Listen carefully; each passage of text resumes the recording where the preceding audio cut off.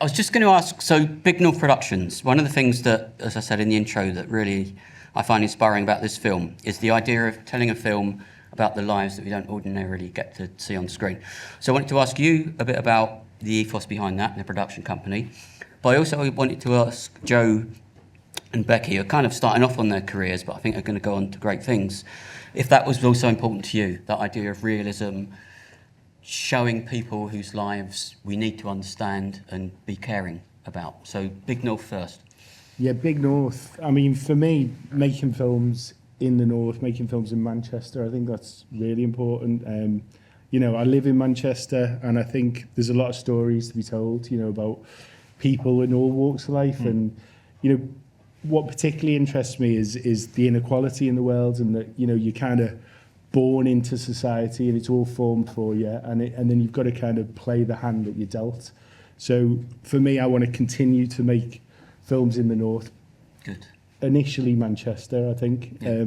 But then hopefully branch out. And I think, I hope other directors and writers do the same, because I think there is a gap there. And I think there's loads of people who've got stories to tell, loads of writers, loads of directors. And I just think, yeah, I think it's important to do that and to get those stories out there, because the cities in the North and the surrounding areas, they're great locations, and I think it'd be great for audiences. I agree.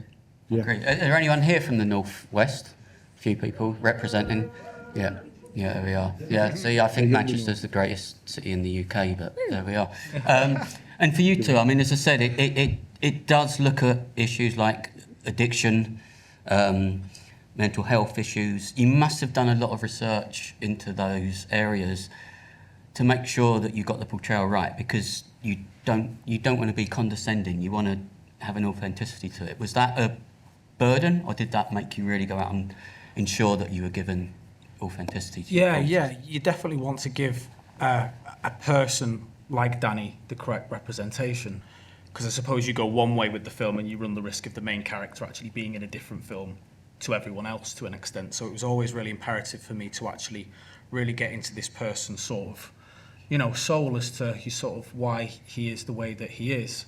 And yeah, I did a lot of sort of research into it, and it's interesting, you know, because like OCD and intrusive thoughts, they're very taboo subjects to think about. And I know Danny's very, very high on the end of a spectrum. Yeah. But on the lesser to medium ground, it's a lot more prevalent than sort of, you know, people think. And I was having conversations with people, and then they were saying, well, I do sort of little things now and again.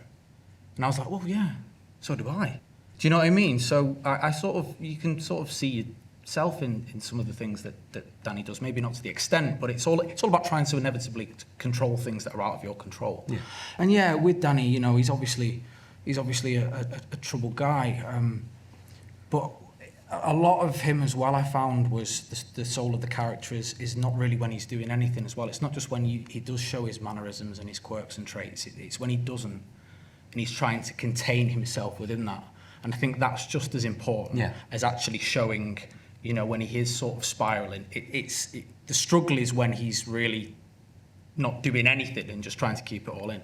So yeah, I wanted to do him justice. And, you know, he's from where I'm from, and, you know, I've experienced people like him before, and I felt a massive personal connection to him and the whole story, really. And to reiterate what Gino said, Manchester looks great on the big screen as well, so it's just a We're going to come on to that. Don't screw it up, because that's coming up. And Becky, I mean, with your character, because we were saying at dinner, one of the other things with this film is it doesn't throw men in a very pleasant light, and you're obviously at the sharp end of that. I mean, what sort of research were you doing into the type of character you were playing? Because it's heartbreaking to see the love that you have for the daughter. Yeah.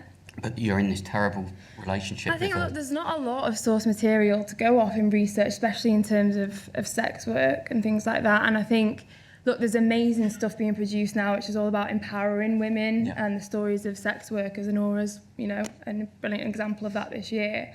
And I think that, unfortunately, that's just not the reality of her situation. This is not something that she's actively chosen to do, and so it was, I guess, working out that at the start.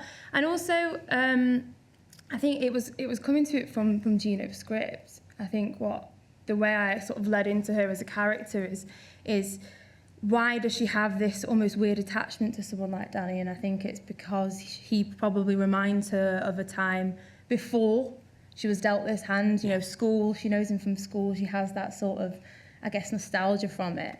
And also, for me, the inherent northernness of it was the way in which she tries to deal with things with comedy. You know, that's a very northern trait, or it's a very British trait, in fact. You know, in the absolute lowest points, we just make a joke out of it. So I think that's... And that's when things are the funniest. Yeah. At times, when there is nothing but humour that you've got, you know. I wanted to ask also, so we spoke about this when we were having something to eat, the actor that plays your partner. Yeah. I mean, I came in just to watch a few minutes and found myself staying. He's very fearsome. Who's that actor, and where did you find him? Because you're saying he's not a big man. He seems big, but he has this tremendous sort of hatred and loathing and menace. Yeah, Such a great performance, and I think it's gone a little bit under the radar. I mean, these two are fine, but that guy, anyway. Yeah, Darren Connolly. I mean, he was actually recommended by another guy that I thought might be work for that part, and he was in Australia, he couldn't do it, and he sent me a few names of people that he knew. And Darren had given up acting. He'd given up. He was kind of jumping into lakes, you know, that cold water swimming and all that. And God, he loves that. He changed his life. We couldn't get in touch with him about LFF because he was in a lake in the middle of somewhere in Yorkshire.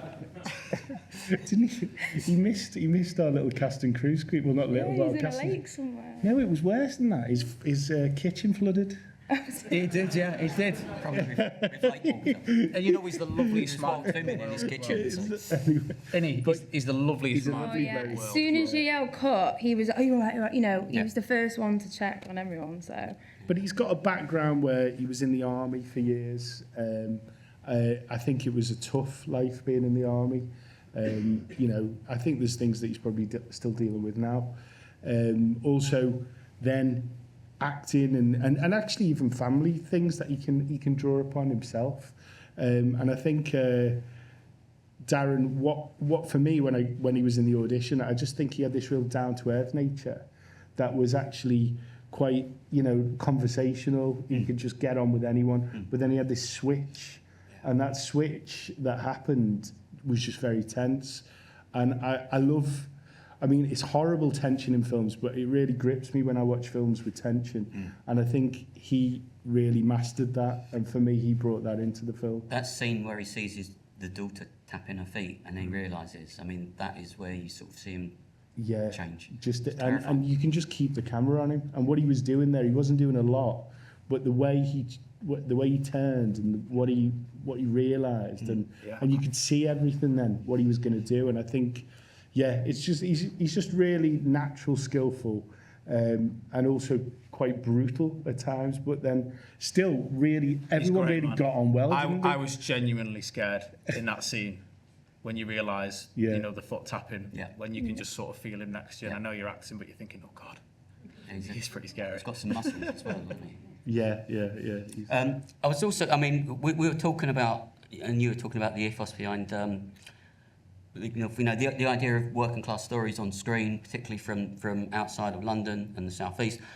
What for all three of you are some of your inspirations? I know we spoke about Nil by Mouth just because the BFI re-released it. I mean, I just wondered for all of you what kind of aspirations, inspirations, and role models that you might have, because I also think that we don't necessarily see enough proper working class actors on screen, which is another reason why I like this project so much. So I just wondered if you could talk about some of the people that have inspired you to do what you do. I mean, the Shane Meadows films like This Is England, Room for Romeo Brass, Dead Man's Shoes. I think the fact that the actors that he worked with, I think they were from the place of it originally, weren't they? Yeah. I think there was a reality to what they did. They probably brought themselves a little bit to it.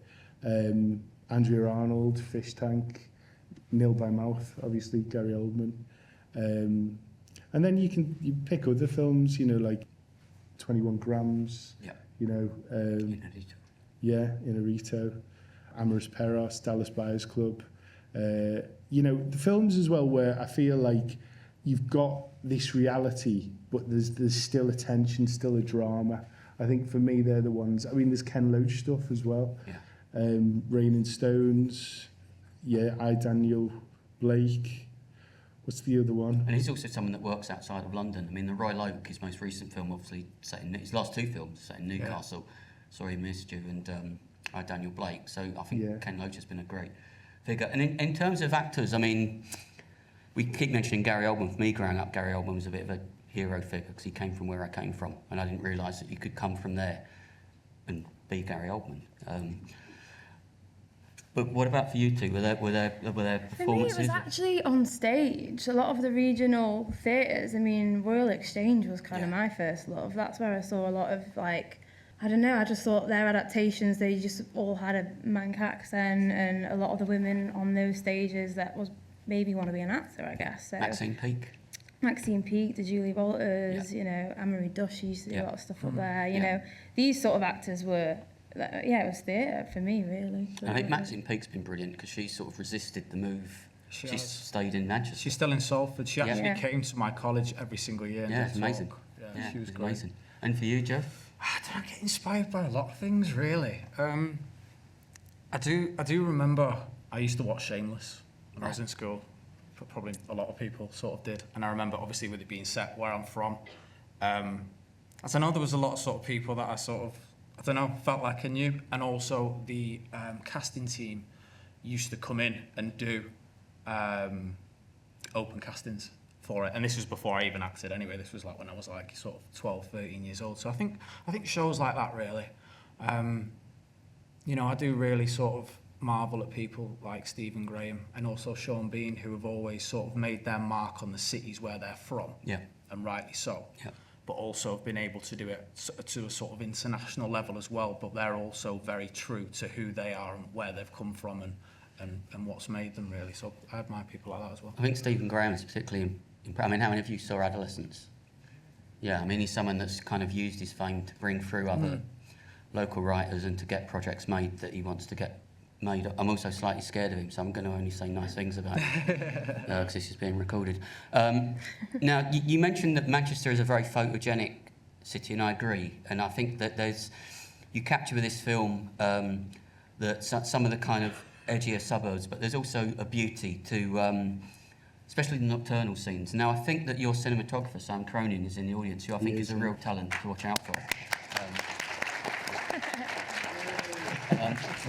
You know, he does an amazing job. So I wonder if you could just say how you sort of spoke about the look and feel you wanted the film to have, because I think it's got a very original look, and also it doesn't feel like a low-budget film. To me, this looks like a really high-end production. Cheers. Yeah, I mean, Sam, again, we got on. Initially, it was us getting on. You know, we had a cup of tea, had a breakfast sandwich, and we were chatting, and I don't think it was the style that he would go to, but what was great about Sam is he would just embrace it. So I said, for me, I would really like to focus on trying to get as most out of the performances as possible. So I wanted the setups to be quite quick, and he built like this light. I think he had like this dome around this light powered by a car battery. And that was for some of the night stuff. So we could have this 360 lighting, but he somehow made it look beautiful. Yeah. Was setting up really fast, handheld. He understood the instinctive nature. He understood that we weren't always going to have the same take every time. And actually, most takes were always different because we were looking at chucking in improvisations in the middle of the text. So the text, you impro into the text, chucking impro out. And he was able, having that ability, and he was able to pull his own focus as well. And this was something that I asked him, and he was just like, no problem. So all of these things, I just felt like this is going to give us the production value we need, because we're going to get the best out of the performances we possibly can for the low budget we had.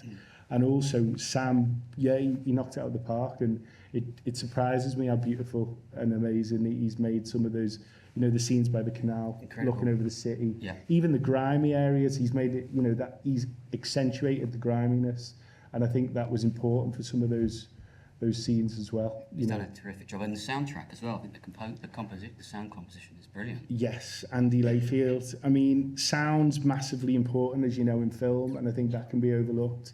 And Andy's dead passionate. We talked about making sure that, you know, we've got to have a sound team, so we had assistants where a lot of the crew was stripped down, but actually we decided with the sound we wanted Andy to have as much as he could, because I feel like if you can't hear the film, you're knackered, aren't you? Yeah.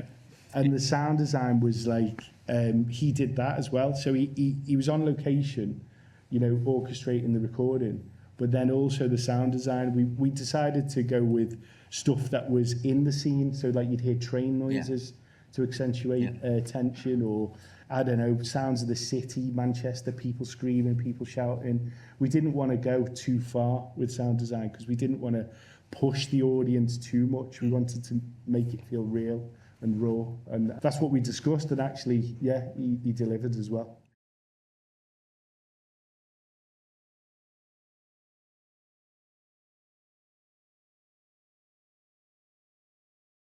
I suppose I was working in supported housing and got on with a lot of the people that lived there. The work that I was doing was filmmaking skills, but essentially you see a lot of people with mental health issues, physical health issues, addiction issues.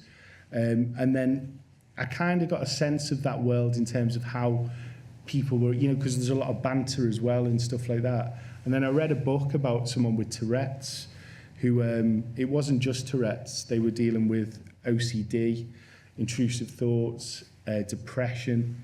And then from that, I thought actually a character with intrusive thoughts, it's never really been explored to that detail. So then I wrote it. I wrote the script. Well, I wrote the synopsis first, then wrote the script. I mean, the initial idea was probably, I don't know, when I was 32, so it was like 12 years ago. So it took a long time because life gets in the way, if you like. But when I finally got the script done, I spoke to a psychologist. They looked over the script, specifically looking over those intrusive thought moments and the moments with the psychologist as well. Changed it relating to what the psychologist said. Read books on Puro, the condition's called Puro. And it's different because, like Joe was touching on, everyone might have a mad thought, an intrusive thought, but with Danny, the thought is the obsession and the compulsion is what's going on in his head or what's going out of his head.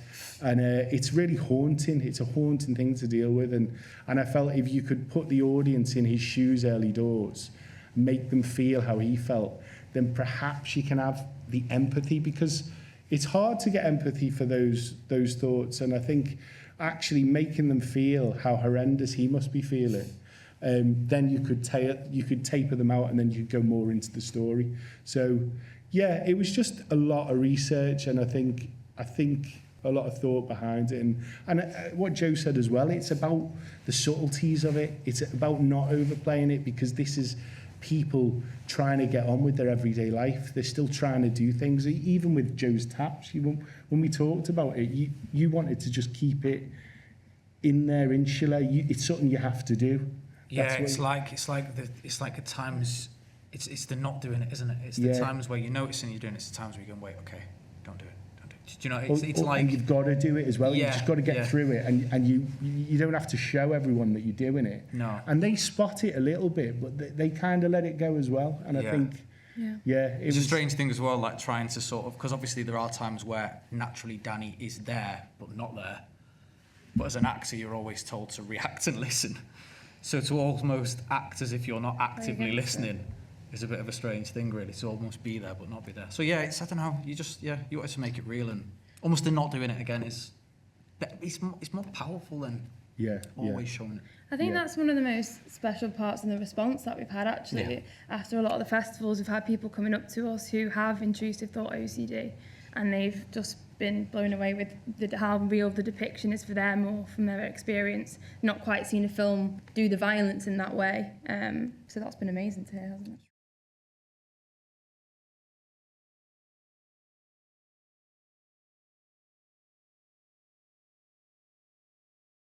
I am working on something.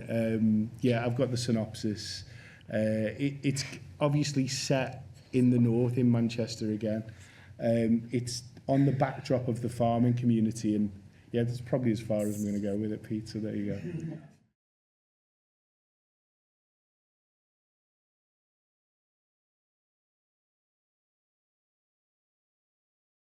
Yeah, I think it's part of life. It's part of life, and I think people on the edge, and just everyone anyway, but people who are addicted to substances, and there's highs and lows, there's great euphoria, there's great elation, and there's, lows, depression, darkness. And I think actually when you're consuming lots of substances and things like that, actually there is going to be lots of fun, banter, carnage, chaos. And that's just the after party drinks that we're going to be going to. So yeah, I felt like it was important, because I don't think it would be true to life if you didn't depict that. And I think and also for the flow of a film as well, you need those lifting moments. You need those moments to see every trait of the characters in front of you, and hopefully that helps connect to them even more. Yeah, and I think for Danny and Laura as well, obviously, Danny's a challenging guy, and, but I think with the humour as well is that those little bits of humour between them two are the moments where you go, okay, so that's why at times, they go to see each other. It has to have that. Because if it doesn't have that, it's dead. Because in a way it's so flawed, it's essentially stalking her in a way. Yeah. So it's a bit like you have to kind of root for them in a weird way. You have to kind of root for and have to see that chemistry and that banter that they have between themselves, because then the film doesn't work unless you the way you want them to be together. So it definitely needed that. And Daryl, who played Rob as well, is just naturally very, very funny, and could come up with a lot of stuff. Also, I imagine if you're making a film that is this dark and challenging, you also need those moments for your own well-being. Yeah. It was so much fun. You wouldn't think watching it. We had so much. We did fun have a laugh. in the film. Maybe because we're all delirious at 3 a.m. But it was good. Because we shot in the summer, so it got dark at 10, so we were shooting till 5 a.m. Right. So everyone was just going mad. It's one of those great nocturnal films as well. I think it's a sort of night city film. It's terrific. Well, as you know, I like the film very much. Treading Water's released on April 25th by Bulldog. You can follow Bulldog on their social media channels to find out where it's playing. What I would urge you to do is to tell friends, family, etc. about the film. Leave reviews, because a film like this depends on word of mouth. I mean, Becky was mentioning the sex worker comparison. Some of the letterboxd reviews from the film's LFF screening have called it the Mancunian Honora. I'm not sure I'd go that far. My Oscar. Yeah. Let's hope so. But if it sells tickets, say nice things, because we need more films like this in our industry, and we need to fund filmmakers like Gino, and we need to give parts to actors like Becky and Joe. So give them all a warm round of applause.